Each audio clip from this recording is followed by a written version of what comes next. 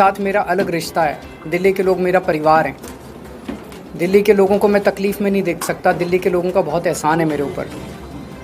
तो जब से मैं जेल से निकला हूँ तब से मेरी कोशिश है कि जितने रुके हुए काम थे, जो इन्होंने मुझे जेल में डाल के इन लोगों ने दिल्ली के काम रोके, दिल्ली वालों को परेशान किया, दिल्ली वालों को तकलीफ़ दी, दिल्ली वालों को सताया, दिल्ली वालों पे अत्याचार किया, वो एक एक करके हम सारे काम दोबारा शुरू करा रहे हैं। तो उसी सिलसिले में आज दिल्ली सरकार ने एक बहुत महत्वपूर्ण फ़ैसला लिया है और मैं दिल्ली के दलित समाज के लिए, एसटी समाज के लिए, ओबीसी समाज के लिए, ईडब्ल्यूएस वालों के लिए एक बहुत अच्छी खुशखबरी लेके आया हूँ। दिल्ली में हमने 2017 में स्कीम चालू की थी, मुख्यमंत्री जय भीम योजना। उस योजना के तहत हम दलित, एसटी, ओबीसी और ईडब्ल्यूएस समाज के लोगों को, उनके बच्चों को कोचिंग करने के लिए हम मदद करते थे। जैसे मैं खुद 12वीं के बाद जब मैंने आईआईटी की तैयारी की तो मुझे याद है मैंने 2 कोचिंग इंस्टीट्यूट से कोचिंग की थी और उन दिनों में भी कोचिंग बहुत महंगी हुआ करती थी। और मुझे लगता है कि अगर मैं वो दोनों कोचिंग नहीं करता तो पता नहीं मेरा अच्छा रैंक आता नहीं आता आईआईटी में, मेरा एडमिशन होता नहीं होता आईआईटी में। उसके बाद जब मैं पास आउट हो गया फिर मैंने सिविल सर्विसेज की तैयारी की, तब भी मैंने कोचिंग की थी। अगर वो कोचिंग ना करता तो पता नहीं मेरा होता नहीं होता। लेकिन कोचिंग बड़ी महंगी है और गरीब लोग, दलित समाज के लोग, ओबीसी समाज के लोग जो गरीब हैं, जिनके पास पैसा नहीं है, उनके बच्चे इंटेलिजेंट हैं। इंटेलिजेंस पैसे की मोहताज नहीं है। गरीबों के घर भी इंटेलिजेंट बच्चे पैदा होते हैं, वो भी बहुत इंटेलिजेंट हैं, लेकिन उनको सहूलियत नहीं मिलती, उनको अवसर नहीं मिलते, अपॉर्चुनिटीज़ नहीं मिलती। हमारी सरकार का मकसद है उनको वही सहूलियतें दिलाना, उनको वही अवसर मुहैया कराना जो अमीरों के बच्चों को मिलते हैं, जो मुझे मिले थे जब मैं पढ़ रहा था। भगवान ने मुझे एक मिडिल क्लास फैमिली में पैदा किया। जो अवसर मुझे मिले वो अवसर गरीब से गरीब लोगों को भी, दिल्ली के मेरे गरीब से गरीब बच्चों को भी मिलने चाहिए।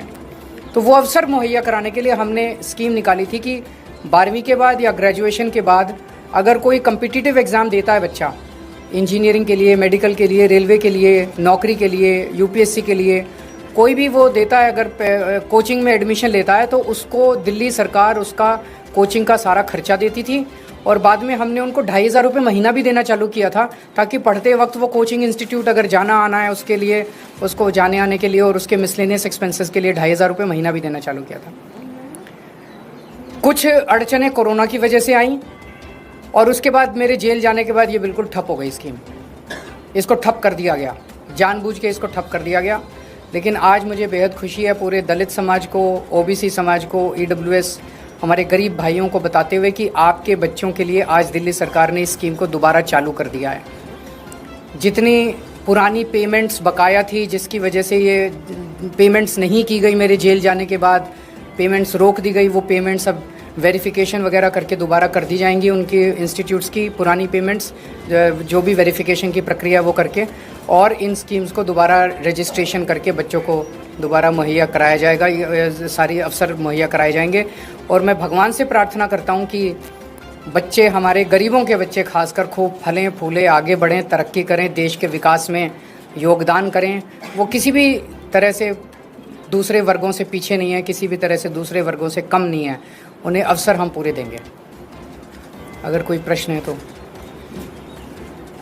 सर, अक्सर जो स्कीम्स आप लाते हैं उलझ जाती हैं अधिकारियों के बीच में, एलजी के बीच में, इसको कैसे आगे बढ़ाया जा सकेगा? ऐसे ही बढ़ाया जाएगा, संघर्ष कर करके, लड़ के, लोगों से पैर पकड़ के, जहाँ जो करना पड़ेगा करेंगे। देखिए, सच्चाई के रास्ते पे चलना बहुत आसान काम नहीं है।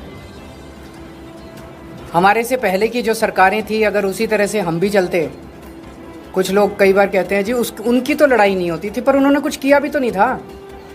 कुछ ना करें, आज हम बैठे रहें, अगर हम बैठे रहेंगे तो कुछ होगा ही नहीं, संघर्ष ही नहीं होगा।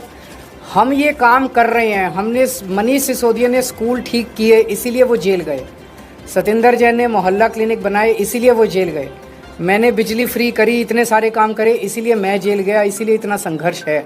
अगर हम ये सारे काम ना करें, हम भी पैसे कमाएं, ऊपर वाले उनको भी पैसे देते रहें, बांट के, मिल बांट के खाएं, ये तो व्यवस्था चल ही रही थी। इसी व्यवस्था को तो ख़त्म करने के लिए आए हैं। इस व्यवस्था हमारा किसी पार्टी से दुश्मनी नहीं है, हमारी किसी व्यक्ति से दुश्मनी नहीं है, ये पूरी व्यवस्था बदलनी है अपने को मिलकर। सर, इस तरह की दूसरी योजना जैसे फरिश्ते योजना बहुत जरूरी योजना, फरिश्ते योजना चालू हो गई है। फरिश्ते योजना भी इन्होंने बंद की थी, वो भी मैं आप लोगों की जानकारी के लिए बता दूं। फरिश्ते योजना चालू हो गई है। फरिश्ते योजना क्या है बहुत सारे लोगों को नहीं पता, थोड़ा सा आप इसका प्रचार कर दीजिएगा जनसेवा के लिए, कि अगर दिल्ली में किसी का भी एक्सीडेंट होता है, अक्सर हम देखते हैं कि वो एक्सीडेंट होने वाला व्यक्ति वहीं सड़क पे दम तोड़ देता है। कोई उसको अस्पताल नहीं ले जाना चाहता, दो कारण से। एक तो उसको लगता है मेरे ऊपर पुलिस केस हो जाएगा, मैं पचड़े में पड़ जाऊंगा। दूसरा इसलिए कि जिस अस्पताल में लेके जाऊंगा उस अस्पताल वाले कहेंगे पहले इसके पैसे जमा करा, अस्पताल वाले उसको एडमिट नहीं करेंगे। फरिश्ते योजना में हमने कहा भाई उसको नियरेस्ट अस्पताल में भर्ती करा दो, चाहे बड़े से बड़ा 5 स्टार अस्पताल हो, चाहे अपोलो, मैक्स, फोर्टिस, स्कॉट्स, जो भी अस्पताल हैं, किसी भी अस्पताल में नियरेस्ट में उसको भर्ती करा दो जिसका एक्सीडेंट हो। आपसे कोई प्रश्न नहीं पूछा जाएगा और उसका सारा खर्चा